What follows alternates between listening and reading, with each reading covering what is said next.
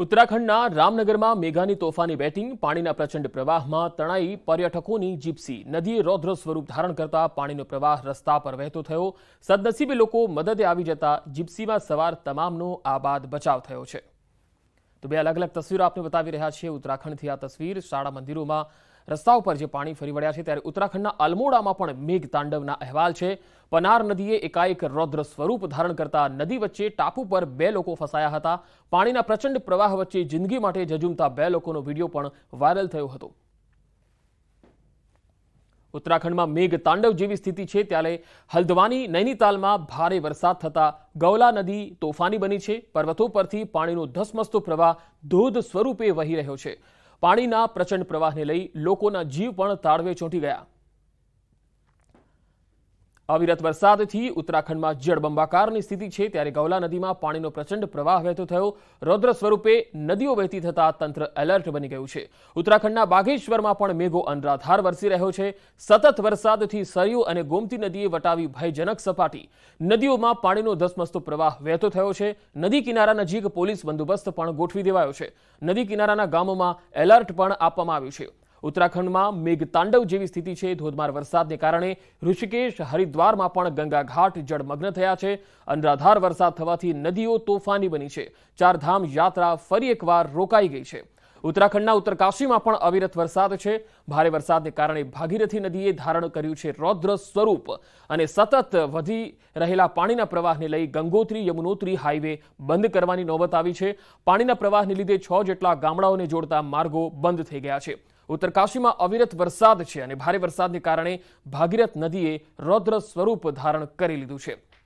ઉત્તરાખંડના ચમોલીમાં મેઘરાજાએ રૌદ્ર સવારી કરી। સતત 3 દિવસથી વરસી રહેલા વરસાદથી જનજીવન પ્રભાવિત થયું। અનરાધાર વરસાદથી અલકનંદા અને ધૌલી ગંગા નદીએ રૌદ્ર રૂપ ધારણ કર્યું છે।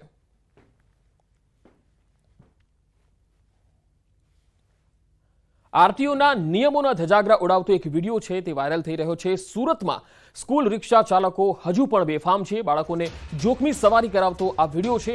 ઘેટા બકરાની જેમ બાળકો ભરી રિક્ષા દોડાવી ચાલુ રિક્ષાએ બાળકો બદલી રહ્યા છે જગ્યા। વડોદરાવાળી ઘટનાનું સુરતમાં પુનરાવર્તન થાય તો નવાઈ નહીં। ચાલુ ઓટો રિક્ષામાંથી જ બાળકને નીચે અગર પટકાય છે તો તેને ગંભીર અકસ્માતની પણ શક્યતા રહેલી છે।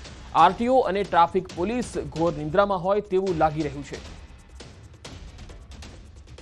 વધુ એક જોખમી સવારીનો છે આ વિડીયો। આરટીઓના નિયમોના અહીંયા ધજાગરા ઉડી રહ્યા છે। શહેરના મુખ્ય માર્ગ પર આ પ્રકારની તસવીર સામે આવી રહી છે। બાળકોને જોખમી સવારી કરતો આ વિડીયો। ઘેટા બકરાની જેમ એક તો રિક્ષામાં બાળકોને બેસાડવામાં આવી રહ્યા છે, ત્યારબાદ ચાલુ રિક્ષામાં જ બાળકોને અદલા બદલી કરવામાં આવી રહી છે। અહીંયા બાળક નીચે પટકાય તેવી પણ પૂરી શક્યતા છે। તસવીરોમાં તમે જોઈ શકો છો। અહીંયા મા બાપે પણ ખૂબ ધ્યાન રાખવાની જરૂર છે। સવાલ ઉઠી રહ્યા છે, શું કરી રહી છે સુરત ટ્રાફિક પોલીસ? આ પ્રકારની તસવીરો વારંવાર સામે આવી રહી છે। પોલીસે અહીંયા સઘન કાર્યવાહી કરવાની જરૂર છે। કોઈ મોટો અકસ્માત સર્જાશે તો જવાબદાર કોની? ખરેખર આ પ્રકારે ઘટના બને છે ત્યારે જ તંત્ર કેમ જાગે? દંડ વસૂલવામાં વ્યસ્ત પોલીસને શા કારણે આ વિડીયો જોવા નથી મળતો? શું તેમને આ વિડીયો નથી દેખાઈ રહ્યો? સુરત ટ્રાફિક પોલીસે આ મામલામાં કાર્યવાહી કરવાની જરૂર છે। સંવાદદાતા સુરતથી કીર્તેશ પટેલ જોડાયા છે। કીર્તેશ, આ વિડીયો ક્યારનો છે અને શું પોલીસના ધ્યાનમાં આવ્યો છે ખરો? બિલકુલ, સુરત પોલીસ જે પ્રકારે હાઈટેક બની છે, હાઈકોર્ટના નિયમોની હસીદસી કરતા સ્કૂલના રિક્ષાવાળાઓ વિરુદ્ધ કોઈ પણ કાર્યવાહી કરી શકતા નથી। ઘેટા બકરાની જેમ બાળકોને લઈ જતો હોવાનો વધુ એક વિડીયો વાયરલ થયો છે। ખાસ કરીને સુરતના વરાછા વિસ્તારનો આ વિડીયો છે। બરોડાની આ ઘટનાઓનું પુનરાવર્તન થાય તેવી શક્યતાઓ દેખાઈ રહી છે। 2 દિવસ પહેલા પણ સુરતના કિશોરી વિસ્તારમાં આ જ પ્રકારે સ્કૂલના બાળકો રિક્ષા ચલાવતા હોય એવો વિડીયો વાયરલ થયો હતો। ત્યારે ફરી એક વખત સુરતના વરાછા વિસ્તારમાં બાળકોને ઘેટા બકરાની જેમ રિક્ષામાં ભરીને જતો વિડીયો વાયરલ થવા પામ્યો છે। જોકે સુરત પોલીસ હાઈટેક છે। સુરતમાં પોલીસના 5000 જેટલા કેમેરા આખા શહેરમાં નજર રાખી રહ્યા છે, ત્યારે સુરત પોલીસને આ સમગ્ર ઘટના દેખાતી નથી તેવું લાગી રહ્યું છે। કારણ કે સુરત પોલીસ માત્ર લોકોના દંડ કરવા માટે જ આ કેમેરા મૂક્યા હોય તે પ્રકારની ઘટનાઓ સતત સામે આવી રહી છે। અને જે પ્રકારે બાળકોને રિક્ષામાં ઘેટા બકરાની જેમ ભરીને જાય છે, ત્યારે આવા રિક્ષા ચાલકો વિરુદ્ધ હાઈકોર્ટે બી જયારે ટકોર કરી છે, ત્યારે તેના નિયમોની હસીતેસી કરી રિક્ષા ચાલકો ભરી રહ્યા છે। તો સુરત પોલીસ આ મામલે કાર્યવાહી કેમ નથી કરતી તે મોટો સવાલ સુરતની ટ્રાફિક પોલીસ સામે ઉભો થયો છે। જી કીર્તેશ, આભાર માહિતી આપવા માટે।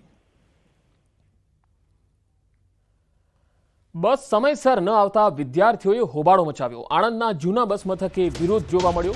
બસ સમયસર ન આવી અને કોલેજના પેપર છૂટ્યા. 1 મહિનાથી બસ ન મળવાની ફરિયાદો ઉઠી રહી છે. ડેપો મેનેજર સરખો જવાબ નથી આપી રહ્યા તેવો વિદ્યાર્થીઓનો આરોપ છે. અવારનવાર બસની તકલીફ હોવાથી વિદ્યાર્થીઓ રોષે ભરાયા. નોકરિયાત અને વિદ્યાર્થીઓને સવારે 7 વાગ્યાની બસ 8 વાગે મળતા હોબાળો મચી ગયો. ડેપો તરફથી આગામી દિવસોમાં તકલીફ નહીં પડે એવી માત્ર ખાતરી આપવામાં આવે છે.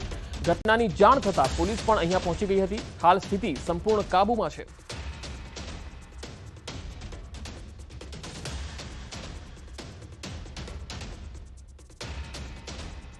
ડેપો મેનેજરને અમે રજૂઆત કરીએ છીએ, ફોન પર કરી પણ સરખો જવાબ આપતા નથી. એ એવું કહે છે કે અમે શટલ મોકલ્યું છે. 7 વાગ્યાનો ટાઈમ છે, 8 વાગે બસ આવે તેનો મતલબ શું? નોકરી કરતા એમને અંદર જવા ના દે, બરોબર?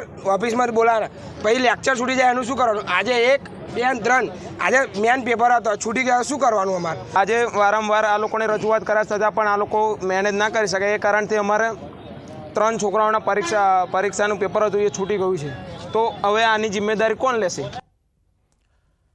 અમદાવાદના હાટકેશ્વર બ્રિજનો વિવાદ વધુ વકર્યો છે. બ્રિજને તોડી નવો બનાવવા 52 કરોડનો ખર્ચ થશે. બ્રિજને લઈ કોંગ્રેસે પણ એએમસી પર આક્ષેપ લગાવ્યા છે.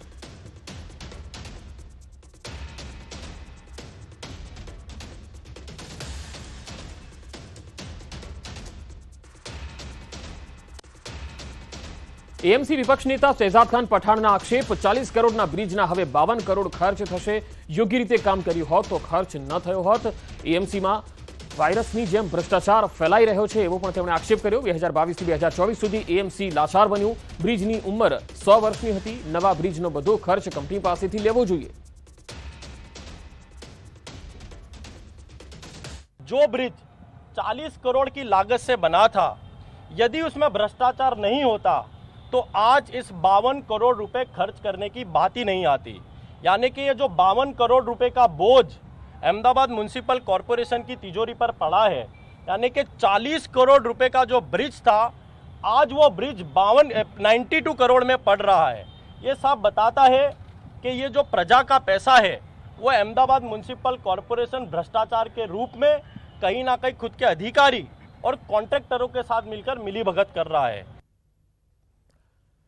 તો હર્ષ સંઘવીનો કોંગ્રેસને સણસણતો જવાબ. ગૃહ રાજ્યમંત્રી હર્ષ સંઘવીએ કર્યું ટ્વીટ. કોંગ્રેસને લાયર ગેંગ કહેવામાં આવી, જૂઠાણું ફેલાવી રહ્યાનો આક્ષેપ તેમણે લગાવ્યો. બ્રિજને તોડી નવો બનાવવા 52 કરોડનો ખર્ચ થશે.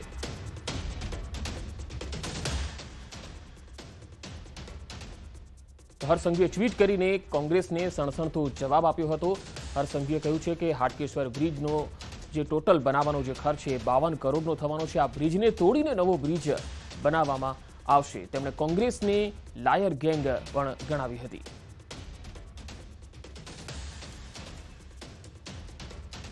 તો આ હાટકેશ્વર બ્રિજ જે બન્યો અને ત્યારબાદ તેમાં જે ભ્રષ્ટાચાર થયો તેને લઈને જ તે વિવાદમાં આવી ગયો. તેને તોડીને નવો બનાવવાની ફરજ પડી છે. ત્યારે કોંગ્રેસના જે આક્ષેપો હતા તેને લઈને હર્ષ સંઘવીએ તેમને જવાબ આપ્યો.